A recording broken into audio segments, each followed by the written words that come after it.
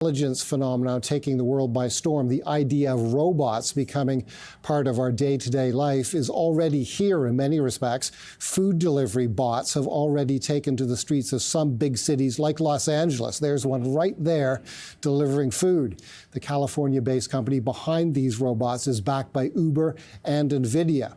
It also recently went public on the NASDAQ stock market under the ticker symbol SERV. We're joined now by the co-founder and chief executive officer of the company, Ali Kashani. Ali, thank you very much for joining us.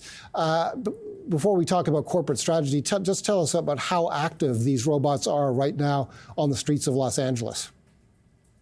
Thanks for having me, Paul. If you visit LA right now, you would see the robots all over the place. They're delivering for Uber Eats customers from hundreds of different restaurants. And it's a sight to be seen. It's one of those things you never forget the first time. And how are they navigating things like traffic, other participants on the sidewalks and streets? Are they making it clearly to and from their destinations? Absolutely. They're actually more reliable than human couriers today. You have about 10 times more chance of not receiving your food when you're using human couriers compared to the robots.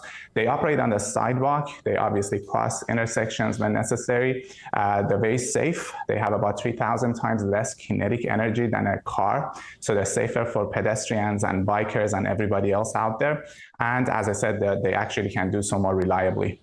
Tell us a bit about the technology in these robots. We have basically what is referred to as a level 4 autonomy. Your Tesla would be level 2 because humans have to be in the loop and, holding the steering, keeping their eyes on the road. Our robots can actually do a lot of things just independent of any humans in the loop. They can independently and autonomously navigate most of the environment.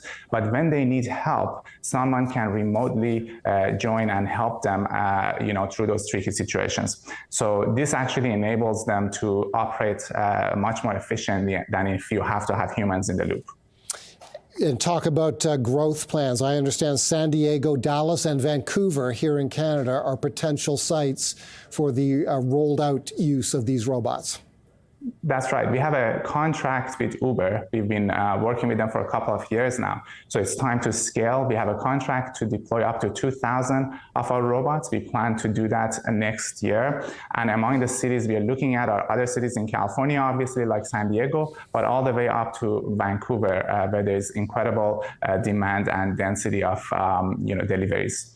What kind of do you need anything in particular in terms of the physical nature of a particular city to introduce the robots there? Do you need it to be relatively flat? Do you need it to be dense, as you just mentioned? We don't need it to be flat. I mean, we operate in Hollywood, for example, where you have all sorts of hills. Density obviously is really helpful for getting the robots to be fully utilized. But generally, cities are laid out in a way where you have, a dense core of restaurants and shops and a population density nearby. So in most cities, there's good neighborhoods and places for the robots to be deployed. We are mostly starting on the West Coast since we are located here and then expanding east over time.